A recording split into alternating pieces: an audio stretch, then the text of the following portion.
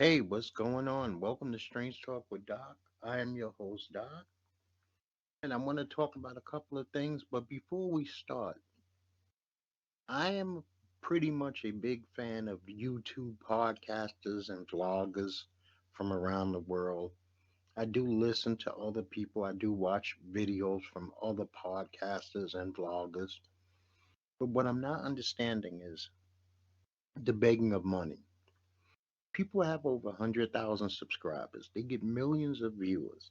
Yet they ask their audience to support their lifestyle as though this is a permanent full time gig. I don't think it's right. And I don't think that people should feel obligated in any way, shape, or form to give money to people to play slot machines, to eat food, to drink. These are things that they decided to do, and they should be able to afford the lifestyle that they are vlogging about. Because anybody can live a fake lifestyle if it's supported by others. And not just that, they're selling you merchandise, they're receiving money from sponsors that you don't even know about because they're listed all underneath their captions. Not only that, they're receiving a salary for the views on these videos. And that should be a support enough. Now, the ones that you can really tell are doing it, and I won't mention any names, that I will not do. But when they go through these long vlogs, we talking 4, 5, 6, 7, 8, 9 hours. This is almost like televangelism. They're doing a telethon to see how many fish are out there that's willing to give that 20, 50, $100. And you know what? I'm not shitting on their hustle. It's their hustle and it's what they do, but there has to be a sense of pride. And I noticed that the biggest YouTubers out there, none of them have Patreon. None of them have PayPal because they support themselves. They have enough faith in themselves that they will make money by doing a proper show, that they will make money by being entertaining enough that people come back. Viewership is cash. Viewership is cash. There is no need to ask your audience. Okay, merchandise is one thing. Even big major corporations have merchandise, and I have no problem with merchandise sale because that's the way a person supports you. But why is Joe Blow sitting at home and I'm in Vegas and I want to play a slot and you're sending me $40? Why? Because if you want to look at one thing about the YouTubers who ask for money or have money options, none of them actually spend a dime in your presence. You never see them eating. You never see them gambling. You never see them at bars. You never see them at clubs. They're walking around just waiting for you to go into your pocket as though it's a form of begging. And I don't appreciate it. I don't like it. And the ones that I did support and all the beggars, I no longer support them because I just can't vibe with that. I cannot vibe with the fact that a person is asking another person to support their lifestyle. I mean, if you really think about it and you think about it hard, they're already being compensated. These corporations are allowing them to go into their property that they do not own, that they're paying no electricity, no light, no gas, and they're being allowed to film, which gives them the opportunity. They're getting free rooms, they're getting free all kinds of little freebies that we don't even, the general public don't even know about. And some of them are claiming to be paying for this out of pocket. When in essence, what all they're doing is a commercial for the corporation, Caesars or MGM. And you know what? The Vegas vloggers are the most guilty. They are the most guilty because the people that do like hot sauce and mud bangs, for the most part, they are paying for their own meals. They're not asking you, buy me a meal and I'll eat it for you. And this is the way I make bank. So, you know what? Fuck all the begging vloggers. Fuck all of the begging YouTubers. Fuck all of the begging podcasters. I wouldn't even beg you to subscribe, like, or share my podcast, let alone ask you for your hard earned money. There are ways and money that can be spent that can go to good causes. There's boys and girls clubs. There are starving people in this world. And you're throwing good money to people who are living a life already. They're driving cars. They have a place to stay. And it makes no fucking sense. This is a new form of the red cup standing on a corner. But instead of standing on a corner, they're doing it with a fucking video. They're doing it with a phone. But the thing about it, the technology is that they're making money all over the place. They're not letting you know about it. And then they're making it seem like they're doing you a favor by letting you watch them. I mean, damn, porn is free. So being able to watch a motherfucker walk up and down the strip should be free, people. So this week we lost Sonny Chiba. He's a legendary figure in the martial arts community, especially the film Street Fighter. And he died at the age of 82, supposedly of COVID. I don't know if that's true or not, so I'm gonna have to state that so that you know. Don Everly of the Everly Brothers, he died at the age of 84. Now, COVID 19 is up to 39 million cases here in America, and 645 people have died.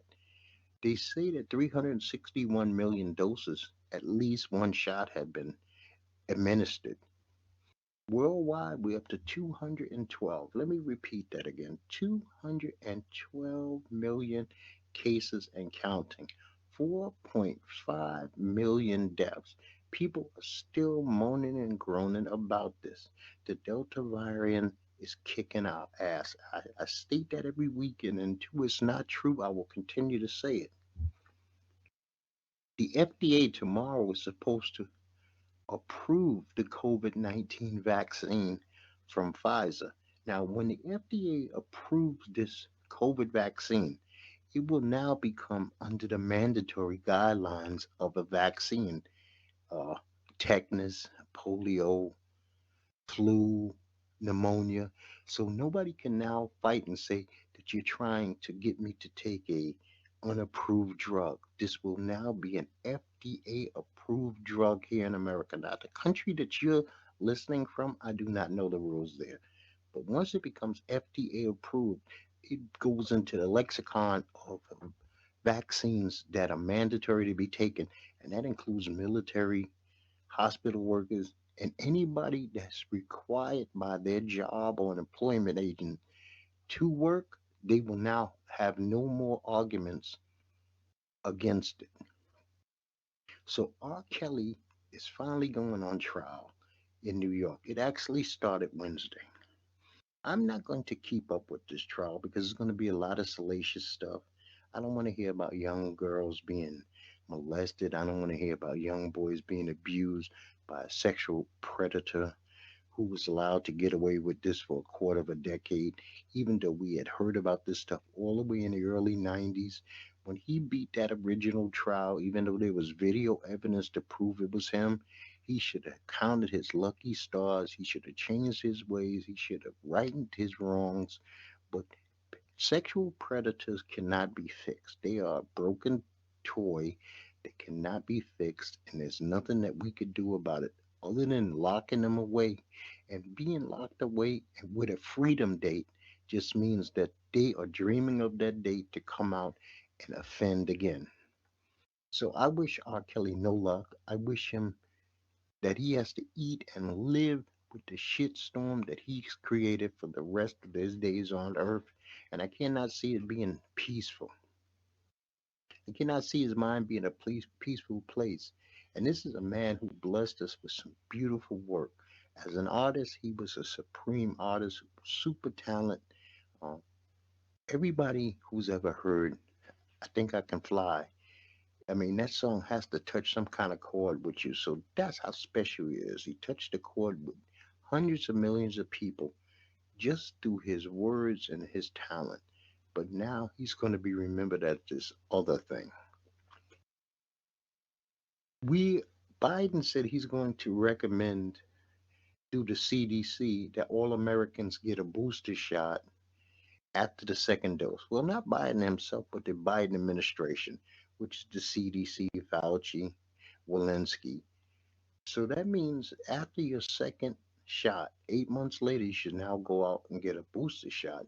And I guess this is going to be like a flu shot, something that we're going to need to get every year because it seems like we're going to ready to go into year two masked up, year two COVID still out there, year two not a lot has changed, even though millions of people, hundreds of millions of people have been vaccinated, people are still dying. I don't know how much they're revealing to us truthfully and how much that they are omitting from us, but it does not seem like we're getting the full Monty on this at all. So this week we had massive chaos with the Afghanistan withdrawals. It's actually a human rights issue now. Uh, there are kids and women. I'm not so much concerned with those men who had 20 years to gather up forces to make themselves strong enough to fight against an enemy. If this is truly an enemy, you had 20 years. We babysitted this country for 20 years, but there are still people who are trapped there that we need to get out. I believe the Biden administration really blew it on this one. We should have made sure that we got everybody out before we remove one group of troops. The last people to leave the runway should have been military planes.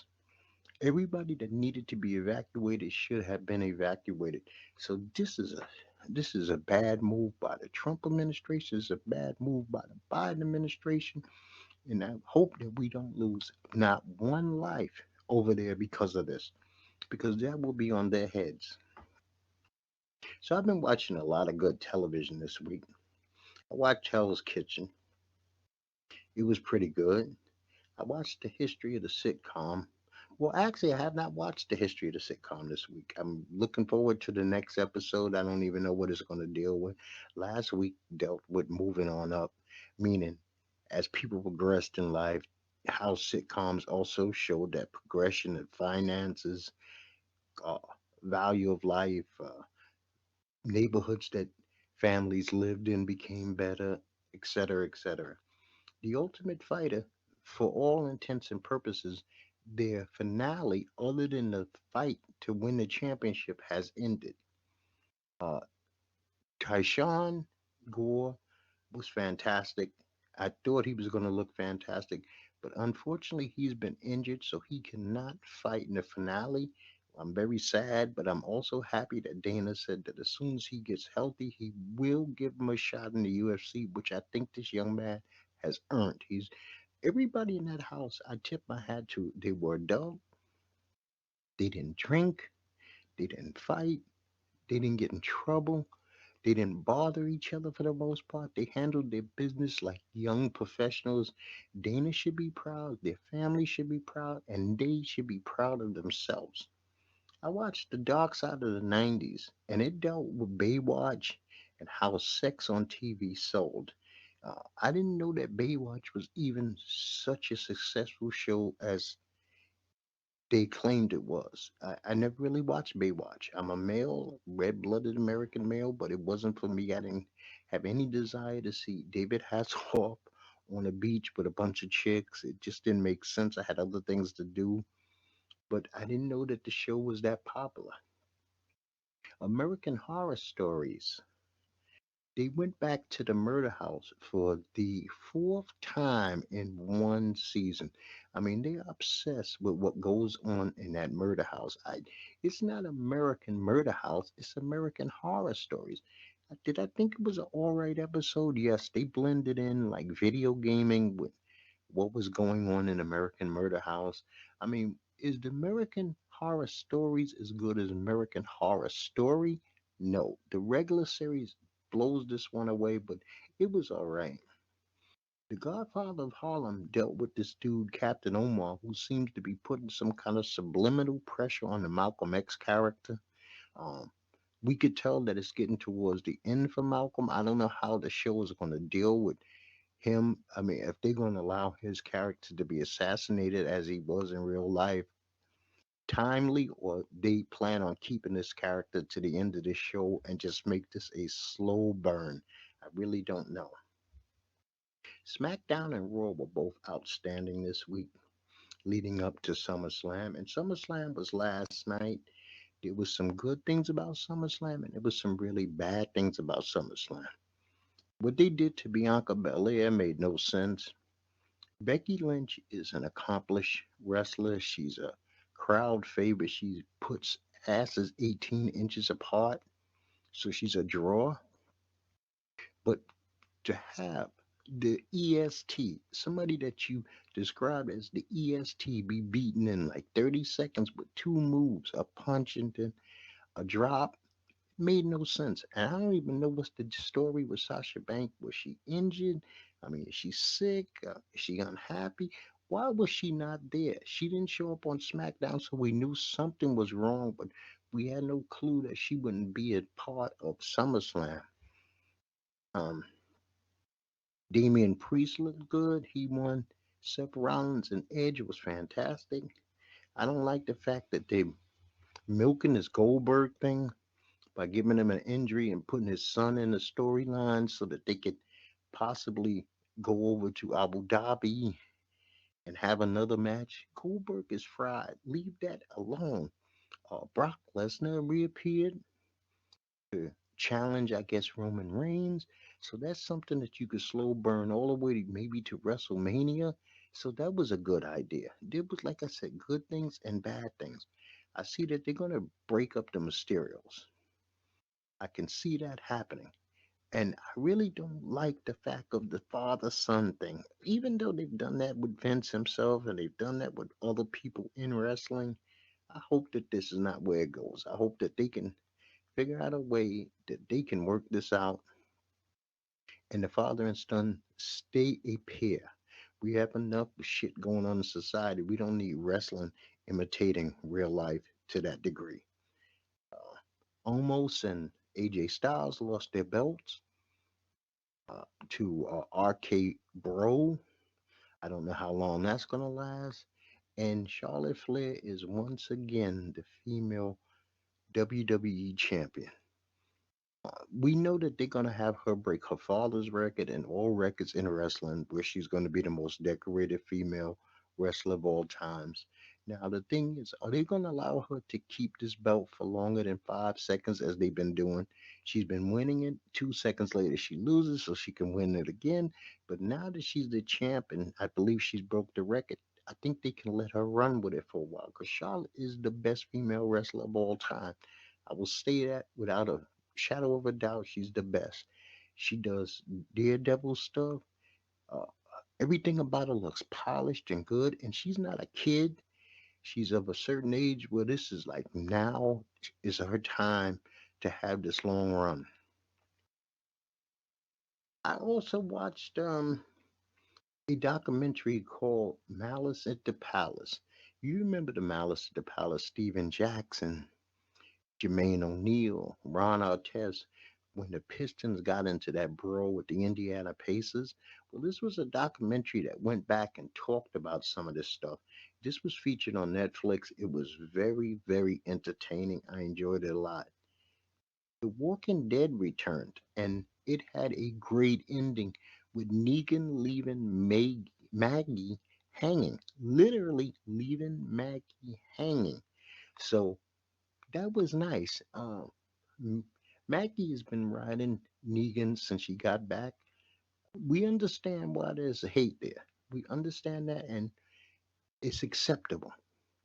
But this was a good twist to end the episode. I appreciate it. I thought it was very well written, and it's always well acted, but this was very well written.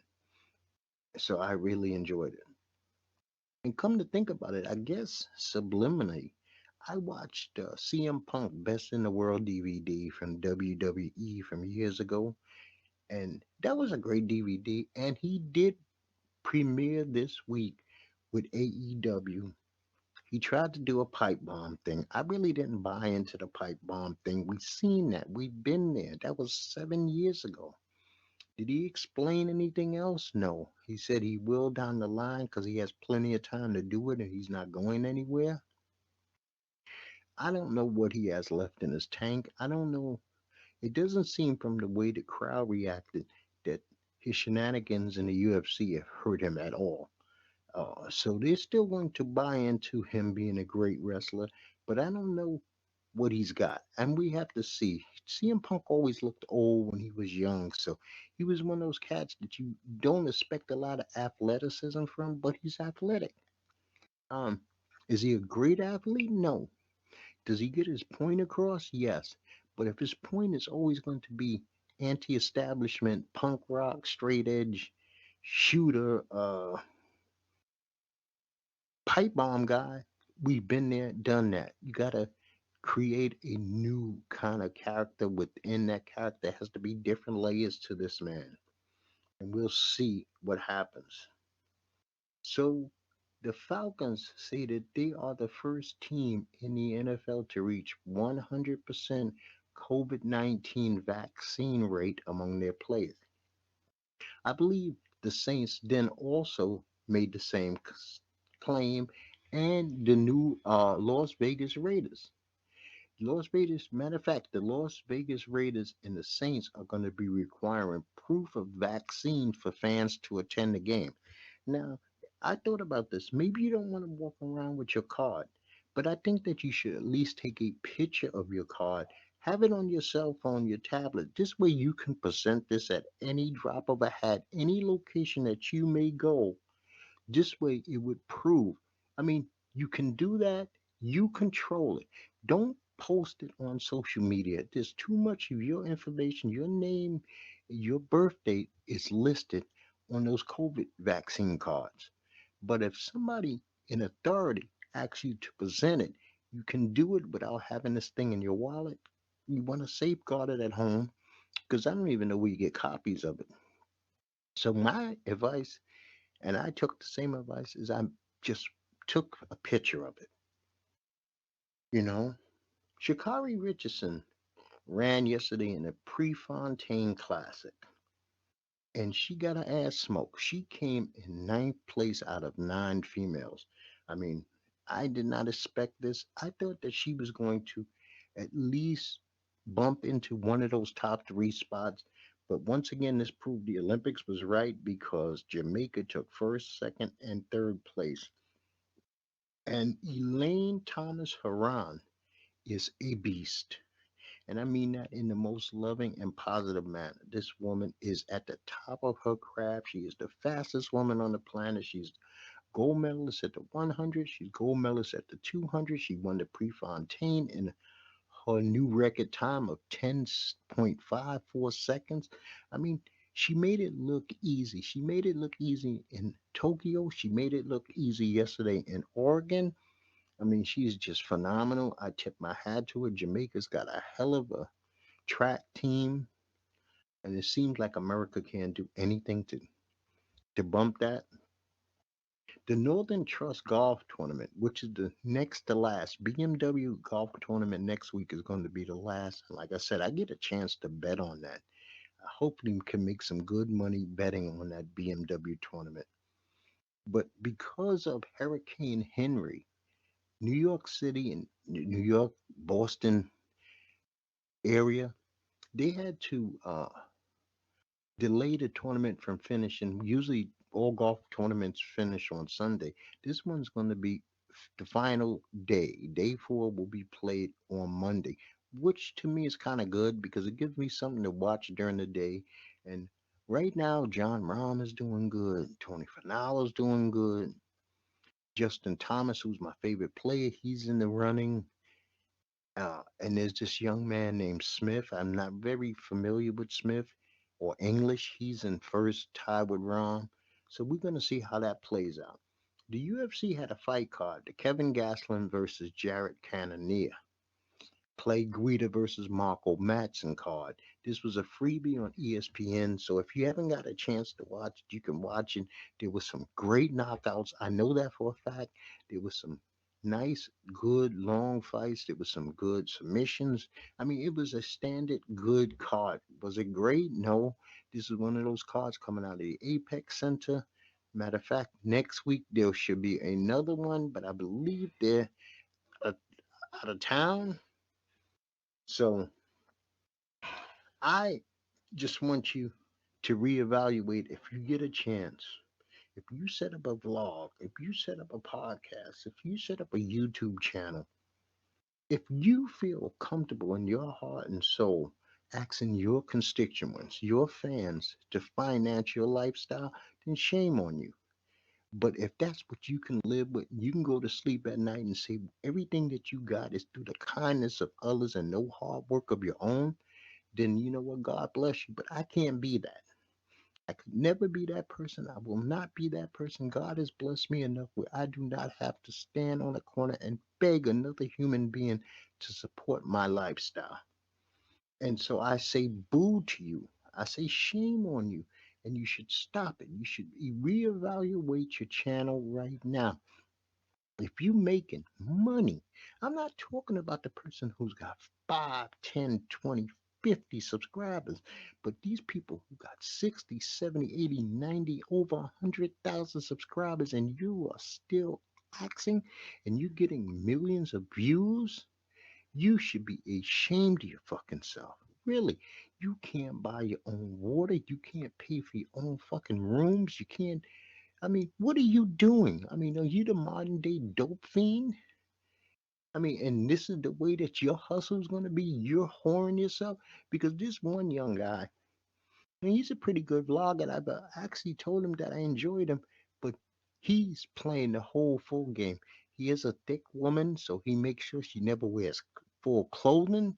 She always has booty cutter shorts on, and if she doesn't, he makes sure that every once or twice a week she's in a bikini. I mean, this is whoring and pimping, dudes. This is whoring and pimping, ladies, and don't do that to yourself because one day you're gonna get older and you're gonna have to look in that mirror and you're gonna have to account for everything that you do on this planet. Make sure that you always try to side on the side of right.